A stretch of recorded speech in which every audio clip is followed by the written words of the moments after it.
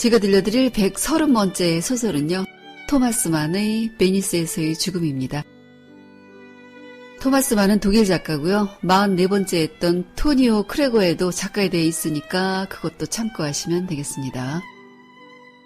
20살부터 소설을 쓰기 시작했어요. 그의 작가로서의 과정은 굵직하게 작품으로 설명할 수 있습니다.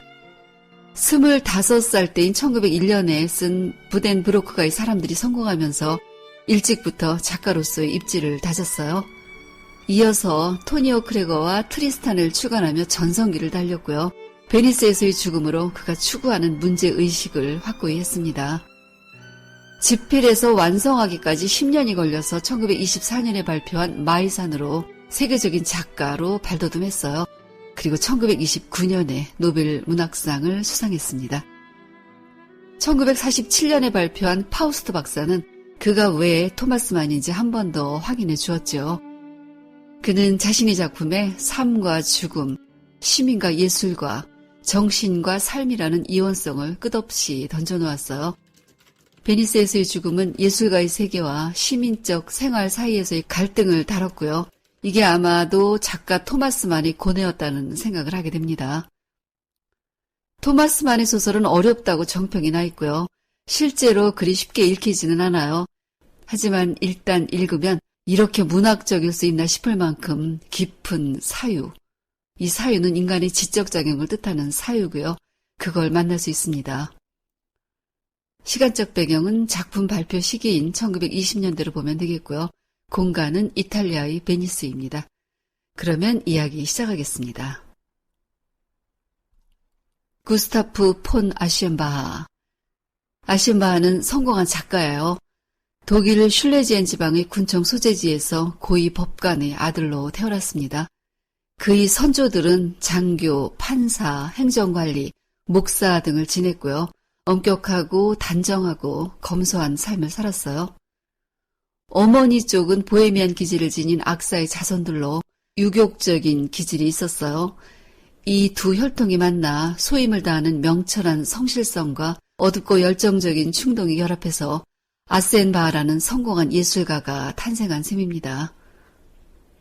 소년 시절에 그는 의사의 보살핌이 필요해서 학교를 그만두고 집에서 교육을 받았어요.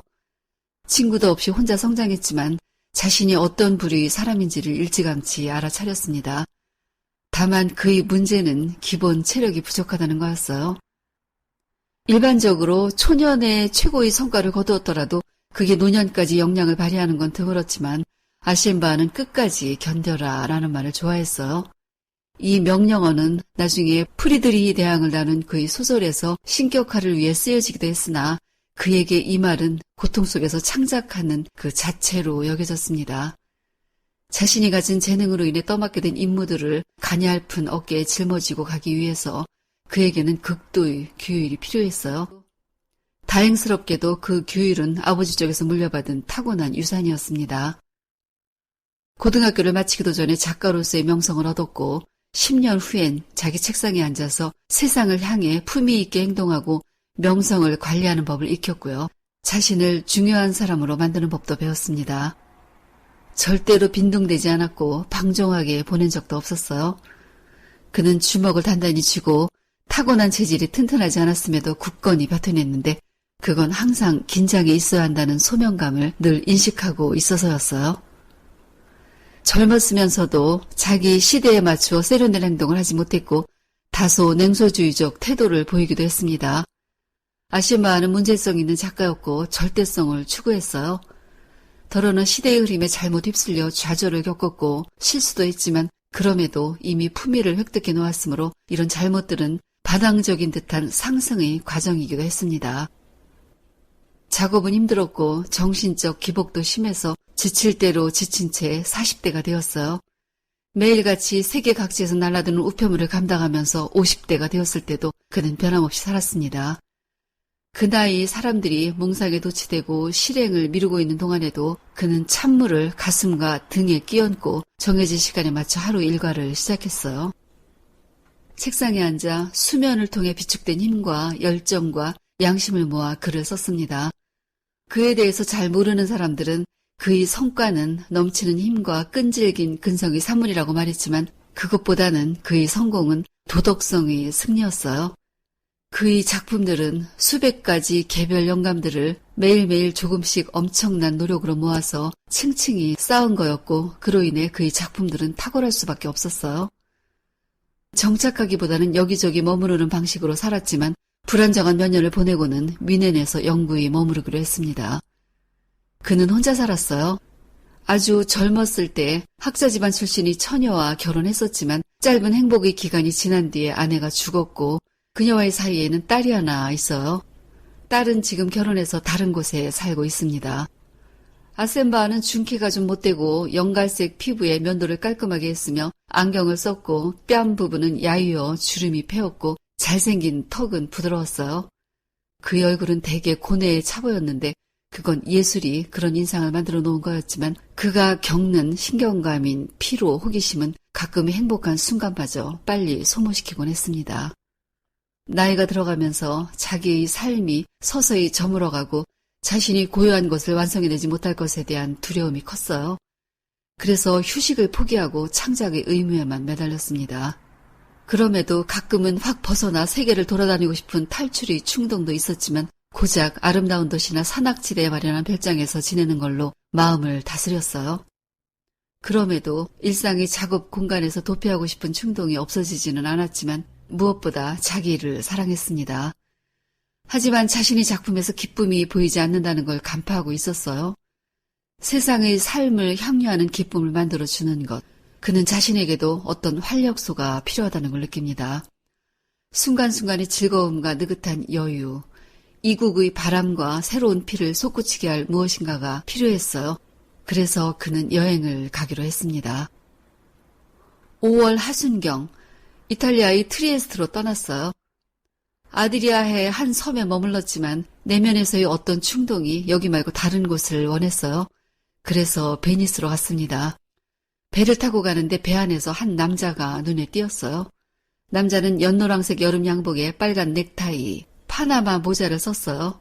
그 남자는 동료들과 유쾌하게 농담을 하고 짓궂은 장난을 서슴없이 하고 있었습니다. 아시엠바는 그가 젊은이라고 생각했었는데 자세히 보니 노인이어서 깜짝 놀랐어요. 눈과 입 주위에 주름이 덮여 있었고 뺨에 나타난 엷은 홍조는 화장을 한 거였죠. 그렇게 노인임에도 그는 젊은 일행들과 익숙하고 자연스럽게 어울렸고 일행들은 노인과 어울려서 장난조차 자연스럽게 서로에게 치고 있었어요.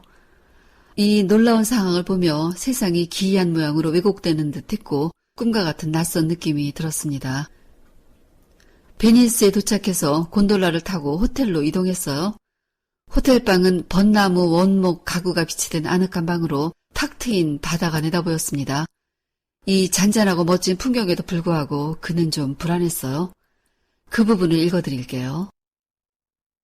고독하고 말없는 사람이 관찰한 사건들은 사교적인 사람이 그것들보다 더 모호한 듯하면서도 동시에 더 집요한 데가 있다. 그런 사람의 생각은 더 무겁고 더 묘하면서 항상 일말의 슬픔을 지니고 있는 것이다. 고독은 본질적인 것, 낯선 아름다움, 그리고 시를 만들어낸다. 그리고 부조리하고 금지된 것을 야기시키기도 한다. 여행 도중에 보았던 것들, 그 모든 것들은 그 자체로 이상 야릇하다. 이러한 모순 때문에 마음이 불안한 건지도 모른다. 아시엠바가 호텔 로비에 나갔을 때 거기엔 15살에서 17 정도까지 보이는 소녀 셋과 14살 정도로 보이는 소년이 하나 있었어요. 그들은 폴란드인 가족이었고 상류층으로 보였습니다. 가정교사로 보이는 여자가 그 애들을 돌보고 있었어요. 14살쯤 된 그 소년은 완벽하게 아름다웠습니다. 창백하면서도 우아함이 깃들어 있었고 내성적 면모를 보이는 얼굴과 연한 금발머리, 곱게 뻗은 코와 사랑스러운 입술. 소년의 얼굴엔 신성한 진지한 표정이 있었고 그건 가장 고귀했던 시대의 그리스 조각품을 연상시켰어요. 그는 소년에게서 눈을 떼지 못했습니다. 한쪽 발을 다른 발 위에 올리고 팔을 팔걸이에 걸치고 있는 소년의 태도는 꾸밈없는 기품이 흘렀고 같이 있는 누이들에게서 보이는 뻣뻣함도 전혀 없었어요. 얼마 후에 어머니로 보이는 귀부인이 들어왔는데 굉장히 사치스러운 것이 고급 공무원의 아내로 보였습니다. 어머니를 따라 홀을 나가기 전 소년이 몸을 돌렸을 때 그 독특한 연애색빛 눈과 잠깐 마주쳤어요. 소년이 어머니를 대하는 태도, 예의 같은 것들은 너무도 확실한 교육의 효과와 그 나이에서의 의무감, 자긍심이 배어 있어서 아심바는 몹시 감동했습니다. 날씨가 좋지 않았고 육풍이 불어서 창문을 열면 좋지 않은 냄새가 풍겼어요. 아심바는 뭔가 몸이 좋지 않음을 느꼈습니다. 몇 해 전 이곳에 왔을 때 며칠 동안 날씨가 안 좋았고 그때 건강에 문제가 있었던 기억이 있었으므로 기분이 안 좋았습니다. 베니스를 떠나야 한다고 생각했지만 간단하게 결정할 수는 없었어요. 아침 식사를 하며 호텔의 분위기가 나쁘지는 않다고 생각했어요. 일반적으로 대형 호텔들이 명예롭게 여기는 엄숙한 침묵이 이곳에도 흘렀고 웨이터들은 조용조용히 걸어다니고 있었어요. 그날 식당에서 그 소년을 다시 보았습니다. 소년은 여전히 우아하고 가볍고 부드러웠어요. 거기에 어린아이다운 수줍음도 있었죠. 해변에서 자연의 풍경을 보며 이곳에 더 머물기로 했습니다. 아심바는 바다를 사랑했고 여기보다 나은 곳이 없을 것 같아서였어요.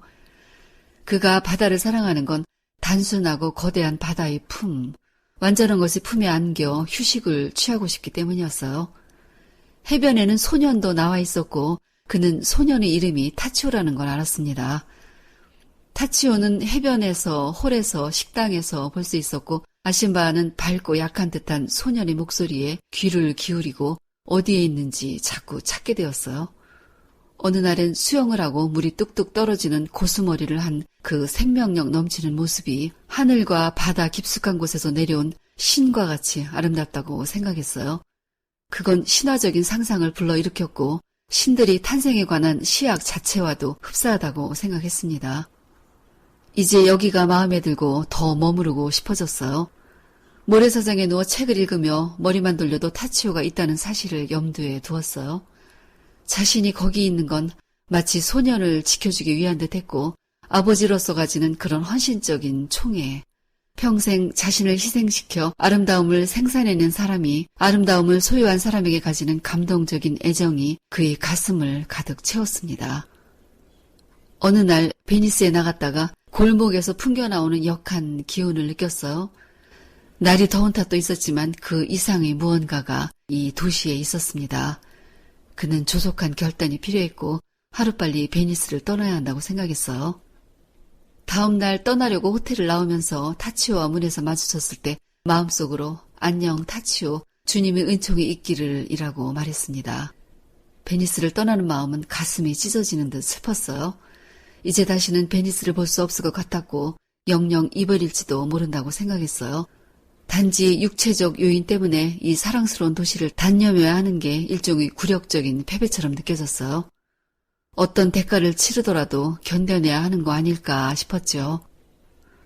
기차역에 도착했을 때 호텔 화물 운송부의 착오로 짐이 다른 곳으로 보내진 걸 알았어요.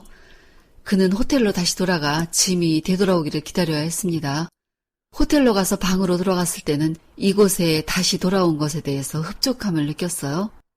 그리고 정오쯤에 타치오가 빨간 리본이 달린 정장을 입고 바다에서 호텔로 돌아오고 있는 걸 보았을 때는 피가 끓는 듯한 감동, 기쁨, 영혼의 고통이 느껴졌습니다. 오늘 아침 베니스와의 이별이 그렇게도 슬펐던 건 바로 타치오 때문이었음을 비로소 알 수 있었어요. 짐이 되돌아왔지만 그는 이곳에 더 머물기로 결정했어요. 이후 여러 번 거의 항상 타치오를 볼 수 있었어요. 온종일 그 아름다운 소년이 가까이에 있었습니다. 도처에서 아이를 보거나 마주쳤고 시내로 가거나 돌아오는 중에 심지어는 길에서도 우연히 마주치곤 했어요. 해변에서 보내는 오전 시간에는 느긋하게 이 고귀한 인물을 집중하여 관찰할 수 있었어요. 행복한 구속, 호의적 상황들, 그것들은 그를 만족감과 삶의 기쁨으로 충만케 했고 여기서의 체류를 더 값지게 했고 하루하루를 기분 좋은 날들로 이어지도록 했습니다. 소년이 젊은 육체, 거기엔 훌륭한 규율과 명징한 사고가 작용하는 순수한 의지가 있었어요. 그는 도취되어 있었습니다. 이 늙어가는 예술가는 탐욕적으로 그 도취를 기꺼이 받아들였고 젊은 시절에 섭렵해 놓았지만 지금까지 한 번도 점화되지 않은 채 숨어있는 자기 내부의 불꽃을 느꼈습니다. 늘수그레한 남자와 한 소년, 추한 인간과 아름다운 사람, 사랑스러운 아이를 대동한 현자의 모습. 소크라테스가 파이드로스에게 동경과 미덕을 가르치듯 타치오와 자신을 이어놓곤 했습니다. 사람들은 호텔을 떠나고 있었어요. 도시에 전염병이 돌고 있다는 소문이 돌았고 실제로 도시민들에게 굴과 조개를 먹지 말고 운하의 물도 조심하라는 경고문이 내려왔어요. 그러나 모두들 쉬쉬했습니다. 호텔에서는 전염병이 돌고 있다는 말을 아무도 하지 않았고 이곳에 관한 지침도 없었어요. 아시엔바흐는 독일과 오스트리아 신문에서 이곳에 관한 불확실한 숫자를 확인했지만 그도 비밀을 지켰어요. 비밀을 지키지 않으면 타치오가 떠나버릴 수도 있다는 생각을 했기 때문이었어요. 호텔이 비워져 가고 있어도 타치오네는 계속 머물고 있었어요. 도시는 병들어갔지만 이윤 추구 때문에 비밀로 붙여지고 있었죠. 고독, 낯섦, 그리고 노년이 깊은 도취에서 오는 행복감은 아시엔바흐를 고무시키고 그는 점점 대담해지고 있었어요. 베니스에 나갔다가 돌아오는 길에 호텔 2층에 있는 타치오의 방문 앞에 서서 이마를 문 손잡이에 대고는 한참 동안 머물러 있기도 했습니다. 그를 사로잡은 사랑의 신 에로스는 그에게 어떤 식으로든 삶에 적합한 애착을 갖게 하고 있었어요. 그러면서도 타치오를 따라다니느라 의심받을까봐 두려웠어요. 그가 소년을 관찰하고 있는 시간에 누군가 타치오를 불러내면 사람들이 자신에게서 타치오를 떼어놓으려 한다는 낌새를 느꼈고 그럴 때는 끔찍한 모욕감을 느꼈습니다. 전염병은 확실하게 베니스를 점령하고 있었어요. 여러 해 전부터 인도의 콜레라가 겐지스강 삼각주의 따뜻한 습지에서 생겼고 그게 북인도 전역으로 번졌으며 페르시아로 남러시아의 아스트라칸에서 모스크바까지 번졌고 시리아의 상선을 타고 지중해의 여러 항구에 상륙했어요. 베니스 부두에서 검게 변한 시체가 발견되었지만 베니스 당국은 이 도시 위생 상태가 더할 나위 없이 좋다고 했으며 대비책으로 소독을 실시했어요. 그러나 아무리 숨겨도 죽음은 골목 구석구석으로 들어와 있었습니다. 아시엔바흐는 전염병보다는 자신의 모습에서 두려움과 초조함을 느꼈어요. 타치오와 마주할 때면 자신이 늙어가는 육체가 엽겹게 생각되어 수치심과 절망감에 빠지곤 했죠. 그는 호감을 얻고 싶었어요. 그래서 변화를 추구합니다. 향수를 뿌렸고 옷에 가벼운 보석을 달았고 호텔 이발소에 자주 찾아가 수다쟁이 이발사의 도움으로 화장을 했어요. 어떤 날은 타치오와 누이들이 가는 걸 따라간 적도 있었는데 타치오가 가끔 뒤를 돌아보았어요. 아시엔바흐는 소년이 이제 자신의 존재를 알고 있으며 그럼에도 그걸 아무에게도 말하지 않는다고 생각했어요. 그는 황홀했고 열정의 우롱당해 사랑에 빠진 사람다운 가당치 않은 희망을 품었습니다. 며칠 뒤 아시엔바흐는 몸이 불편했어요. 바다로 가려고 나서는데 호텔 현관에 엄청난 짐들이 쌓여있는 걸 보았습니다. 호텔 수위가 폴란드 가족의 짐이라고 했어요. 오늘 점심 식사 후에 떠나게 되었다고 말했습니다. 그는 해변가로 나갔어요. 거긴 쓸쓸했습니다. 한때는 생기 넘쳤으나 이제는 황량해진 휴양지. 쇠락의 기미가 감돌고 있었어요. 얼마 후에 타치오가 떠나기 전 해변에서 더 놀기 위해 나왔습니다. 아시엔바흐는 해변 오두막이 쭉 늘어선 중간쯤 되는 곳에 있는 접는 의자에 앉아 담요를 덮은 채 가만히 소년을 지켜보았어요. 또래들과 씨름을 했고 타치오가 쓰러지는 것으로 마무리되었습니다. 잠시 후 소년은 친구들과 떨어져 혼자 거닐고 있었어요. 그건 고독하고 세상과 아무런 연관성이 없는 듯 보였어요. 그는 고개를 의자 등받이에 기댄 채 저 멀리에 있는 소년의 움직임을 쫓았습니다. 그때 소년이 이쪽으로 고개를 돌렸어요. 그는 소년의 시선을 맞이하는 듯 고개를 들었지만 곧 아래쪽으로 툭 떨어져 버렸습니다. 고개를 내려뜨린 그의 얼굴에서 긴장감이 사라졌어요. 멀리에 있는 소년이 그에게 미소를 짓고 눈짓을 보내는 것 같았습니다. 바다를 향해 손짓을 해보이며 광막한 약속의 바다 안으로 앞서서 둥실둥실 떠가는 듯 했어요. 그는 소년을 따라가려고 일어서려고 했습니다. 얼마 후 사람들이 의자에 앉은 채 옆으로 쓰러져 있는 아시엔바흐에게 달려왔고 그는 자기 방으로 옮겨졌어요. 그리고 그날이 저물기 전에 사람들은 이 위대한 예술가의 죽음 소식을 듣게 되었습니다. 소설은 여기까지입니다. 토마스 만의 자전적인 소설 토니오 크레고에서는요. 시민사회의 아웃사이더로 고독하게 살고 있는 예술가를 이야기했어요. 베니스의 죽음에서는 스스로 고독을 선택했고 곧고 굳건히 그 길을 갔지만 어느 날 맞닥뜨린 위험, 내면의 취약함을 파헤치고 있다는 점에서 역시 작가 자신이 이야기를 하고 있다는 생각이 들어요. 아시엠바는 고통스러울 만큼 자신에게 철저했고요. 그걸 견디는 근변함으로 명예를 추구하고 지켰어요. 시민적 세계와 예술적 세계. 토마스만은 이 두 개의 세계 사이에서 갈등을 겪었고 둘 중 어느 세계에도 안주할 수 없었다고 실제로 고백했습니다. 소설에 나오는 아름다운 소년 타치오는 어느 날 느닷없이 만나는 다른 세계와의 충돌이라는 생각이 들어요. 아시엠바가 소년과 세속적인 어떤 사랑을 하고자 함은 아니고 그는 소년에게서 신적인 미를 보았다고 할 수 있습니다. 그건 그가 평생 추구해온 예술의 영역에서 벗어나지 않는 듯 보이는데요. 위대한 예술품을 좀 떨어져서 감상하듯 그런 동경 아닐까 합니다. 그러나 아시엠바가 일생 동안 추구해온 명예로운 존엄성도 소년에게 빠져들면서 무력해지고 있었는데요. 그건 소설 처음에 베니스로 가는 배 안에서 만났던 화장한 노인. 그땐 낯설었지만 결국 노인을 흉내내게 되었어요. 그러나 그는 콜레라를 피해 도망치지 않았고요. 자신이 발견한 완벽한 미를 쫓는 것으로 대체했습니다. 마지막 순간에 소년을 보고 있었는데요. 소년이 그에겐 영혼을 인도해주는 존재처럼 보였어요. 그건 그의 생각이고 환상이며 절박한 자기 구원일 거라는 생각이 듭니다. 두 개의 세계, 하나의 인생, 어디에 속하든 갈등은 존재할 거고요. 어디에 속하든 하나를 외면하는 일은 실제로 잘 일어나지 않습니다. 그 안에 들어있는 수많은 과정들과 결과들, 거기에 인간적 고뇌는 필수로 따라다닐 거니까요. 그래서 사는 건 항상 우리들에게 문제를 던져주고 있는 거 아닐까 합니다. 오늘은 여기까지입니다. 듣느라고 수고하셨어요.